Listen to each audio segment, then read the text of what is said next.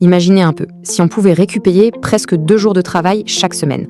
C'est exactement de ça qu'on va parler aujourd'hui.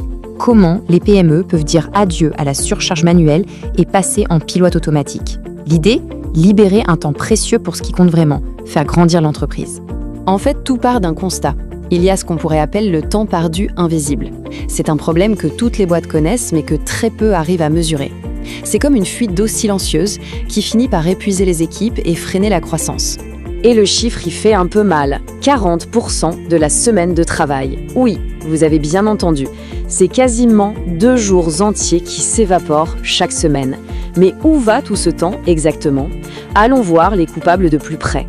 Le premier grand voleur de temps, c'est le travail de copiste. Pensez-y, toutes ces heures passées à faire du copier-coller entre le CRM, les emails, les tableurs, à relancer les clients un par un, ça représente facile une journée entière chaque semaine, à faire un travail qu'un robot ferait sans se plaindre. Ensuite, il y a la fameuse chasse au trésor quotidienne. On a tous connu ça.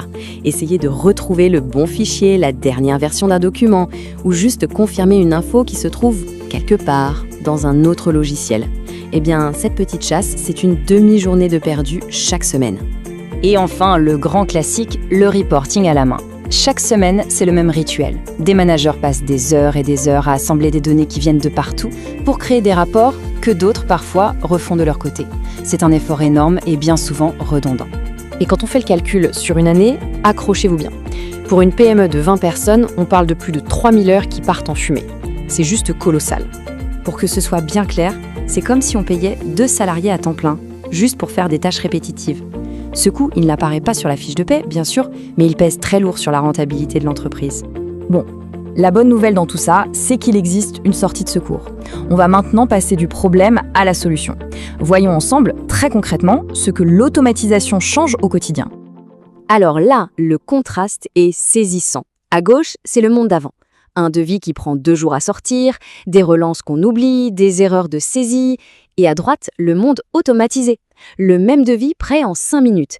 Des rappels de paiement qui partent tout seuls. Un nouveau client intégré en un seul clic. Franchement, il n'y a pas photo. Ok, mais concrètement, on fait comment pour passer de l'un à l'autre? Ça peut avoir l'air d'une montagne, mais en réalité, c'est une méthode très structurée. Voici le plan de route en 5 étapes pour construire son tout premier flux automatisé. En gros, ça se passe comme ça. D'abord, on identifie la tâche qui fait le plus mal, celle qui prend le plus de temps. Ensuite, on la dessine pour bien comprendre le flux.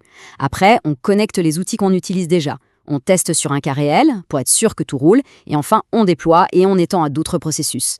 C'est une approche super pragmatique, pas un projet technique de 6 mois. Et c'est ça qui est dingue, la vitesse. La plupart de nos clients voient leur premier flux tourner en moins de 3 semaines. Et le plus beau, sans avoir à mobiliser l'équipe informatique. Le retour sur investissement est quasi immédiat. Allez, assez de théorie, on passe au concret. On va suivre un flux de A à Z pour voir à quoi ça ressemble en vrai. C'est un système de vente et de gestion client 100% automatisé qui tourne en ce moment même chez une PME.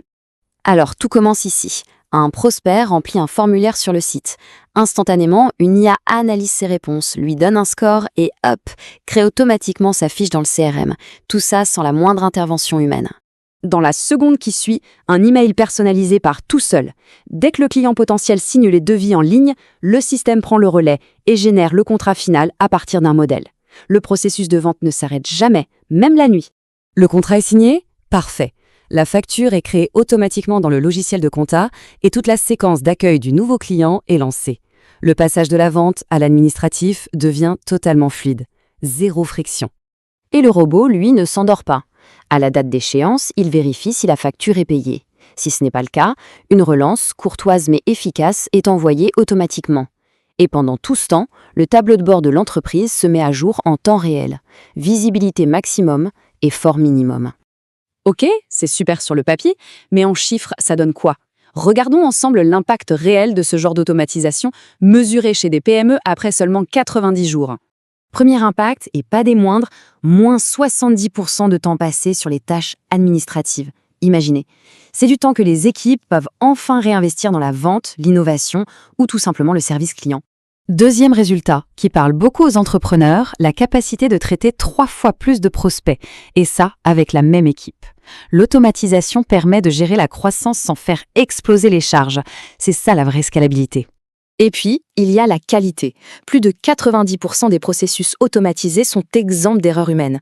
C'est fini les fautes de frappe dans une adresse, les oublis, des petites erreurs qui peuvent coûter très cher au final. La fiabilité monte en flèche. Et pour finir, le chiffre qui met tout le monde d'accord, moins de 3 semaines pour que le premier flux soit opérationnel. L'automatisation, ce n'est plus ce projet lointain, complexe et coûteux. C'est une réalité accessible ici et maintenant. On arrive donc à la conclusion. La technologie, elle, est prête. Elle est mature. Elle est accessible. Alors la vraie question aujourd'hui, ce n'est plus de savoir si l'automatisation est prête pour les PME, mais plutôt de savoir si les PME sont prêtes pour l'automatisation.